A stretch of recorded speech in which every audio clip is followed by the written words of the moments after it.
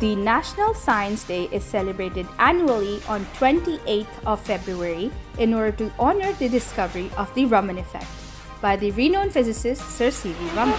He began to ask questions. His father encouraged his curiosity. As Raman's thirst for knowledge grew, he was spurred to take science up seriously in later years.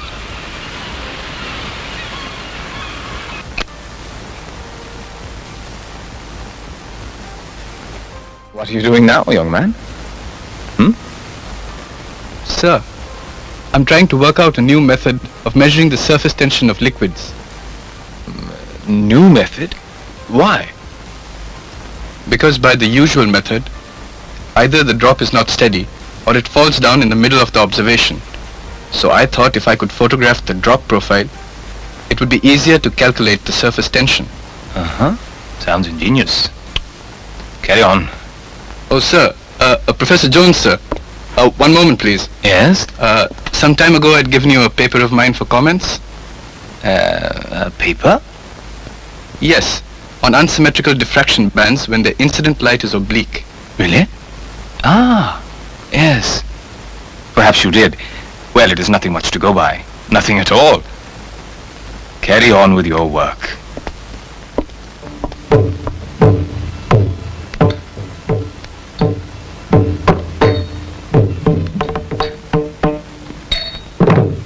Raman was not discouraged by Professor Jones's lack of interest. Instead, he took the initiative and sent his paper to one of the most respected scientific journals, the Philosophical Magazine in London. And it is to his credit that he had enough confidence in his first independent experiment to be able to send his findings to such a reputed magazine. For then, as now, education was a means towards a degree. Students were not encouraged to think independently or to use their initiative. Colleges in India did not have a tradition of research. Which of course brings us to a very fundamental question. So Raman decided to do the next best thing, join the government. Topping the entrance examination to the Financial Civil Service, he was appointed Assistant Accountant General, the youngest ever to be so appointed. This was a period of great change in his life, for he also happened to meet his future bride, Lokasundari, married, and on Raman's posting, moved to the bustling capital of the Raj, Calcutta. But Raman had not lost his interest in research, and one day, at 210 Beaubazar Street, he stumbled upon the Indian Association for the Cultivation I would of like to Science. meet the person in charge. Ashwin, come in. So your name was? I will write it down. C. Venkatraman. I'm a government servant. The Assistant Accountant General, in fact. But I'm interested in continuing to do my research in my spare time. Original investigation in optics and acoustics. Well, come with me. You see, we do have a laboratory, but it's so decrepit. You know why? Because in the 30 years since it was built, no one ever came to me and said he wanted to do research.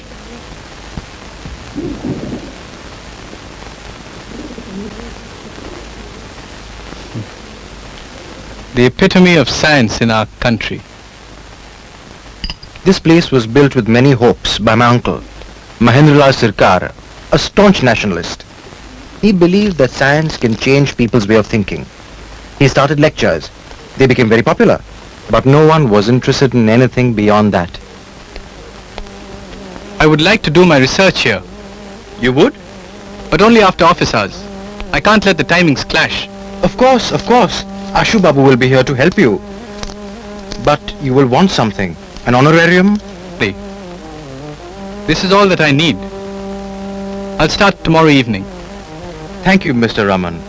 Thank you. All these years we have been waiting for someone like you. The most notable piece of work he did was on the study of the vibrations of the Indian drums. The mridangam and tabla are rather unique instruments in that they are the only two drums in the entire world which can produce a group of harmonic overtones. Raman discovered that these drums give harmonic overtones by the particular loading to which his drums are subjected. For example, the fundamental mode of vibration comes when the drumhead vibrates as a whole, and the second harmonic comes when the drumhead vibrates in two halves, the central line remaining at rest all the time. And the third harmonic comes from this mode of vibration with one nodal circle or two nodal diameters like this one. These two modes can combine to produce a variety of modes of vibration. Strange fact is, there is a law in Western science which states that certain overtones just cannot be produced by any musical instruments. But the Veena violates it. You know why?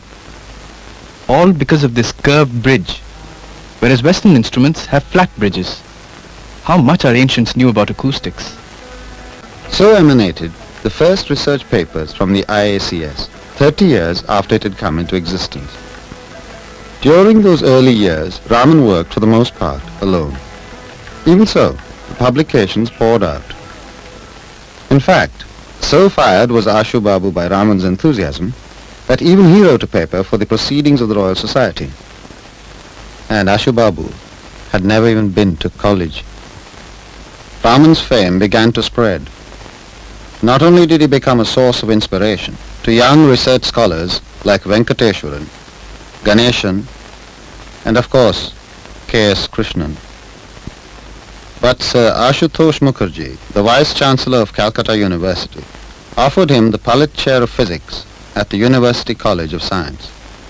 He accepted this post gladly, even though it meant receiving only half the salary that he earned as the Assistant Accountant General. Why is the sea blue? Lord Raleigh had said, it is simply the blue of the sky seen by reflection. But looking at the deep color of the Mediterranean Sea on my way to England in 1921, I began to doubt him. So I decided to use a simple mode of observation, to view the surface of the water through a Nichols prism at approximately the polarizing angle with the surface of the sea. The Nichols prism quenched the reflection of the sky, and to my surprise, the blue of the sea became even deeper. Thus, it was very clear the color of the sea is a distinct phenomenon in itself. But what diffracts the light and makes its passage through water visible? Could the diffracting particles be, at least in part, the molecules of water themselves? Raman found out that the sea is blue chiefly because the molecules of water scatter sunlight. Inadvertently, a whole new area of research had opened up. It triggered off an exciting series of experiments, which after 7 arduous years culminated in the discovery of the Raman effect. Historic day, March the 16th, 1928, Raman gave his first public lecture in this very hall to propound his theory. It was called A New Radiation. I propose this evening to speak to you on a new kind of radiation or light emission from atoms and molecules. To make the significance of the discovery clear, I propose to place before you the history of the investigations made at Calcutta which led up to it. In 1923, it was K.R. Ramanathan who noticed the strange phenomenon while he was studying the scattering of light in liquids.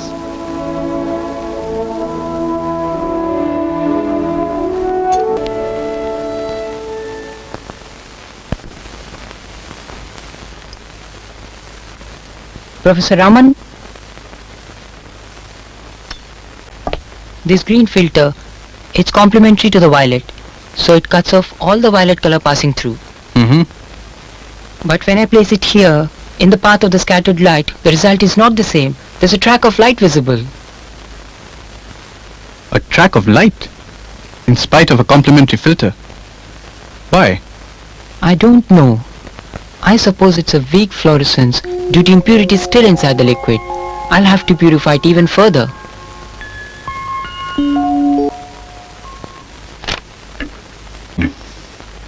What do you think, Krishnan? I don't know. I've investigated more than about 60 liquids. Among them, not only water, but some alcohols too show the fluorescence quite markedly. But what puzzles me is, whereas fluorescence is generally unpolarized, the scattered light here is polarized. I'm beginning to wonder. Is it fluorescence at all? Because if it's not fluorescence, then it should be scattering. Because Rayleigh scattering can be polarized, and it would be strong. Whereas the track that we have over here is so very feeble. Could it mean? Is it not possible that it's not fluorescence at all, but altogether something new, something different? Not fluorescence. You mean a new kind of radiation? Sir, I've just studied the visible radiation excited by ultraviolet light in pure dry glycerine. It's strongly polarized. What? And the track is a brilliant green instead of the usual blue. Green. A change in wavelength and polarized. This definitely cannot be fluorescence. This is something new. Boys, remember, I'd always said there must be an optical analog to the Compton effect. Is this it? You mean when X-rays are scattered by atoms, there's a change in frequency? Exactly. Just imagine, if there's a change in wavelength with the scattering of X-rays, I think the same effect can take place with the scattering of visible light. But how do we prove it? We should try and make it stronger. Probably we'll have to use a larger lens and complementary filters. Krishnan, I think you should follow it up. Aye, sir? Yes. I think I need somebody who can use the sunlight throughout the day. I've got my classes and Venkateshwaran's busy working, so he can only come in part-time. Besides, you've stayed away from experimental work for too long. Not at all healthy for a scientist, huh? This is marvelous news. Just wonderful. You understand what I mean? The first step taken in the research was to find whether the effect is shown by all liquids. The method of investigation was to use a powerful beam of sunlight from a heliostat concentrated by a 7-inch telescope objective combined with a short focus lens. This was passed through a blue-violet filter and then through the liquid under examination contained in an evacuated bulb and purified by repeated distillation in vacuum. It's true of visible light, sir. It's true of visible light. Sir, it's polarized. And there's a change in wavelength.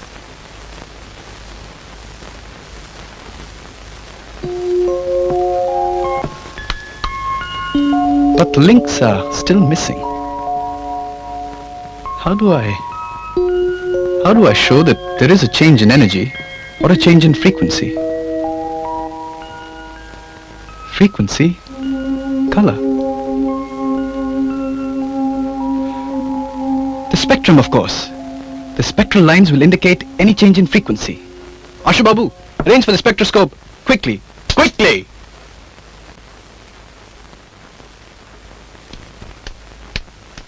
But the sun is setting. The light will not be strong enough. Oh, dash it all. First thing tomorrow morning, huh? Next morning I could see the spectral lines, but they were not clear. It occurred to me to change the light source, to use a monochromatic light. Ashu Babu, get me the mercury arc lamp.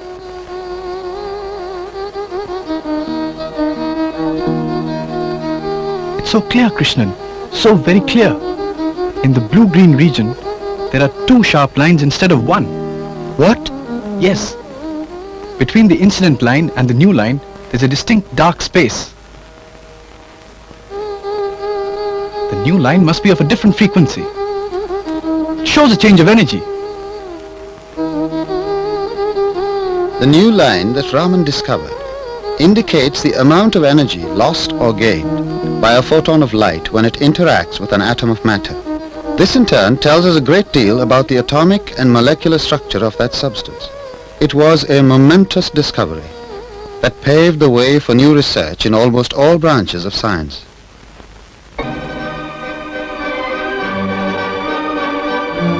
It was a moment of great significance, for not only was it a tribute to the man, it also officially put a country struggling for an identity on the scientific map of the world. Today, it is being used to solve important problems, not only in one branch of science like physics, but in many, many branches of science, almost all branches of science, chemistry, biology, material science, earth sciences, and so on. Even on application sides, it is always a part of analytical technique, optoelectronics, you name it. The man was once the center of scientific activity in India. He is now a recluse, perhaps because success inevitably breeds envy. When Raman was appointed to the Palit chair, the impression began to be created that he was a has-been physicist, working on highly dated problems, while a new wave of physics was sweeping the rest of the scientific world. Raman's own nature did not help. His ego had alienated many people. In the years following the Nobel Prize, the resentment against him grew more vocal. It was said that Raman did not understand the significance of his own discovery, that it wasn't even his, that it was Krishnan's. It depends upon the point of view that you take. For example, if you ask ourselves, who was the first person who observed the Raman effect? There is no doubt that the first visual observation through a direct vision spectroscope was made by Raman himself. The question is, who took the first recorded Raman spectrum? It was K.S. Krishnan. Raman got the idea that sunlight must be replaced by a mercury arc, and Ashu Babu, Raman's famous assistant, and K.S. Krishnan had just the spectrograph, and K.S. Krishnan developed the film. And so we could say he recorded the first spectrum. But that is not the real point. One should always ask, who got the idea? Who was behind this thing? In 1933, Raman came to Bangalore. He'd been offered the directorship of the Indian Institute of Science. The institute had never had an Indian director. They had always been British. The institute had also never had a physics department. Raman set about creating one. Oh, there's so much that can be done. Max Born is coming. Sir, have you heard from him? Yes, I've received his letter this morning. He's accepted the readership I offered him. Just wait and see, my friend. Things will begin to change for India. No more will our youth have to go abroad to get initiated into research. But as it is, I don't like the practice. The environment over there is so very different, and the conditions here makes them useless here. You know what I feel? If great men like Max Born and Schrödinger were leaving Nazi Germany, they can be provided with a home here, then perhaps there can be started off a real scientific movement in the country. The renowned physicist Max Born did come to India, and soon Raman strove to make his position permanent. But all Raman's reforms were too sudden. They ultimately led to a major controversy. The problem between CV Raman and the council leading to Raman's resignation has many facets. I shall briefly mention four of them. First, Raman was the first Indian director to be appointed. 3 Britishers had preceded him, and the British faculty members were rather reluctant to work under an Indian director, as evidenced by Max Born's letter to Rutherford. Second, Raman had some attitudinal problems. He was an extrovert with a sharp tongue and oftentimes overbearing. He lacked administrative tact, which is so essential for a director. The third aspect, there was no physics department before Raman came. He created it and he equipped it.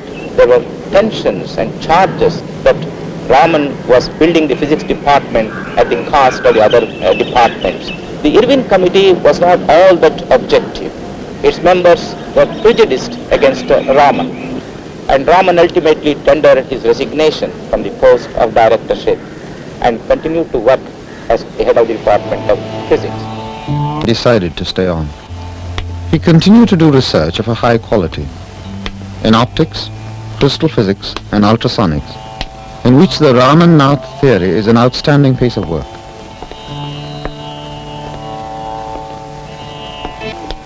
The problems that Raman faced in his attempts to upgrade the institute were to him representative of larger issues at stake. These included the need to recognize the importance of fundamental science, to manufacture equipment indigenously, and to make universities centers of research. 2 years before my retirement from the Indian Institute of Science, I started building my own center. I called it the Raman Research Institute. There was no water, no electricity when I first started. But that didn't make a difference. At least I could do my highly personal research work without any interference. You know what I mean?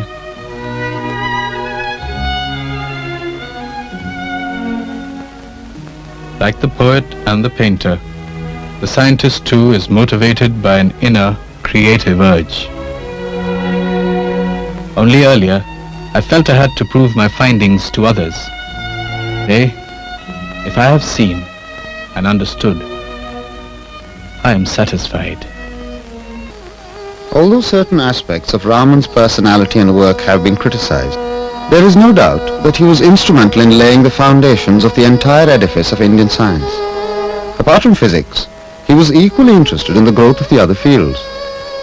These fields were not to be developed in isolation, but in relation to each other. So he created a national forum, the Indian Academy of Sciences. He also wanted science to reach the masses. His popular lectures were always comprehensible and tinged with humor. What we lack is perhaps courage, driving force. We need a spirit of victory, a spirit which will recognize that we, as inheritors of a proud civilization, are entitled to a rightful place on this planet. If that indomitable spirit were to arise, nothing can hold us from achieving our rightful destiny. Raman died on November the 21st, 1970, here in Bangalore. He was 82. His death marked the passing of an era in Indian science. A unique memorial marks the spot of his cremation. It is, as he himself would have wished it, this solitary tree